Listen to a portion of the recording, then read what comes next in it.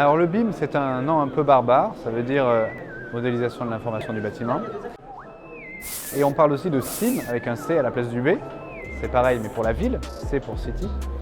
C'est en fait le fait de rassembler dans un seul fichier informatique énormément d'informations qui concernent à la fois l'apparence du bâtiment ou des réseaux ou de l'espace public, donc la géométrie, le plus proche possible de la réalité, et puis des informations techniques qui peuvent être de nature très diverse. Pour le bâtiment, par exemple, on peut décrire le matériau qui se trouve sur tel revêtement, tel mur, telle cloison.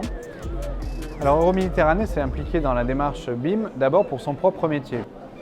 Et comme on est un acteur public et qu'on a l'opportunité d'avoir une opération qui est assez emblématique sur le territoire marseillais et métropolitain, on va utiliser cette capacité nouvelle qu'on a construite pour essayer d'entraîner tout l'écosystème, et notamment les artisans et les entreprises, parce qu'il faut qu'ils se forment et ça coûte cher. C'est l'objet de l'espace immersif BIM qu'on a créé au sein d'un endroit qui existe depuis un peu plus d'1 an, qui s'appelle La Coque. Donc c'est une très belle initiative. Elle met en cohérence et elle met en relation, elle crée du lien, je dirais, entre tous ces acteurs de l'aménagement en général des espaces urbains. La métropole déjà, demain, la volonté et j'allais dire la trajectoire effectivement, c'est qu'on puisse intégrer ça dans nos appels d'offres de manière systématique.